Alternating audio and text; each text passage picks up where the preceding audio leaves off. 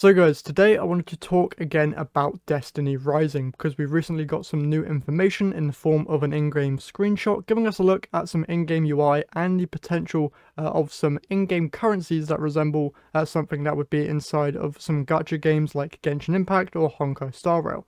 Now in today's video I'm going to be using my knowledge of those games to kind of compare this and to see how it could potentially play out inside of Destiny Rising, and then we also have some clarification on this system as well from their official Twitter. Now, before we get into all the details, as usual, if you're going to enjoy this video or find it helpful, if you could leave a like and subscribe to the channel, I would very much appreciate it. And if you want to help out even more, if you could consider hitting the join button down below right next to subscribe. That's like subscribing to your favorite Twitch streamer and would very much help me out here a ton. And you also get exclusive emotes and badges here on my channel as well. So if you're interested in that, once again, be sure to hit the join button down below. But with that all being said, let's just jump into today's video. So over on Twitter, the Destiny Rising official Twitter account posted this brand new image of some in-game menus that we're able to kind of get some information from here. So let's first talk about stuff on the top. Obviously on the far right you're seeing some gold and blue currencies, but you also have recommended adventures, the trove, and destinations. Now, destinations, pretty self-explanatory. That's going to be similar to the open world zones that you have in Destiny 2 currently. The trove, I have no idea what that's going to be about, but adventures, which is the page that they're actually on, seems to be the main menu that you're going to be interacting with in order to gain access to different modes. So you see Gauntlet Blitz there, as well as Gauntlet Onslaught, as well as the Gauntlet Ops. So these are going to be like the main things that you do in order to get weapons and potentially armor as well inside of the game. Then you've also got the recommended page as well, which is probably going to be like a whole jumble of different things that the game recommends you to go and do.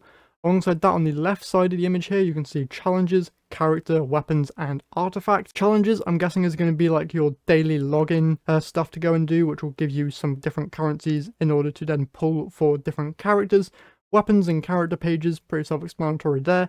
They'll be able to show you what weapons and characters you have unlocked.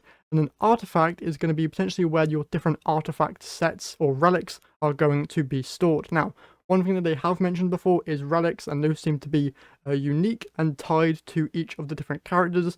For example, the Warlock wielding a scythe in this game, the scythe itself seems to be that character's relic and seems to kind of be paired with that character.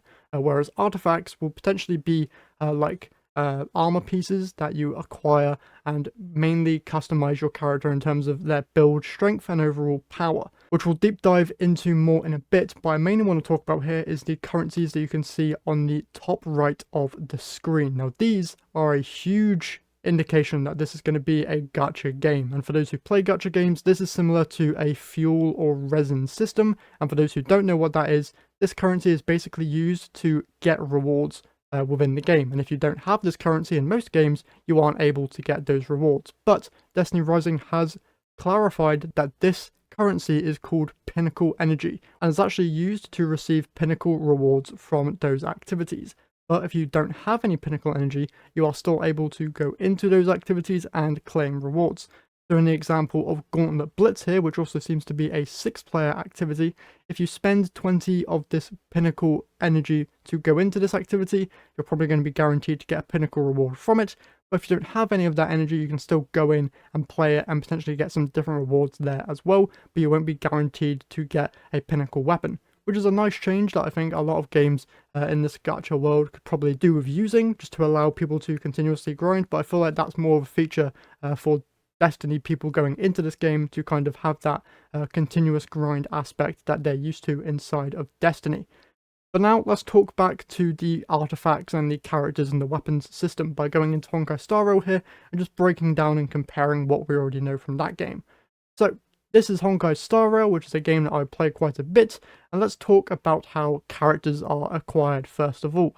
So you come here to Warp, and then you'll see that there are a load of different character and weapon banners. The character banners are these ones, and then you have the weapon banners here, which are basically these card things. And you might see that these main cards are matching with these main characters. That's because in terms of Rapper here, which is the main 5-star character currently available, you'll mainly want to get her and her light cone, which is her weapon, because it will be the best in slot thing for her.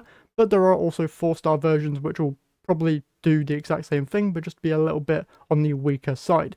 What whales tend to do is they'll buy the character and get the matching weapon, or if there's been a character shown off that you're very interested in, most players will just save the free currency that they're able to earn just by playing the game, so then they can get both of those items. But if you're a Giga Whale and have a lot of money to spend, what most people do is they get duplicates of these items, so you'll get like 5 different wrappers and 5 different variants of her light cone, in order to then add those different variants into your main one, boosting its overall power and basically allowing you to get a huge advantage within the game. How this basically works is if you go over to your characters, you can see that they have eidolons in this game, which is basically the duplicate system. So let's say that I get a duplicate of this character, I would then gain the additional ability on the right side of the screen that you are seeing, and it just continues to get stronger and stronger as you go further and further into getting these characters, which can potentially cost you like thousands of pounds. So it's probably not something that I recommend you do unless you're very, very rich.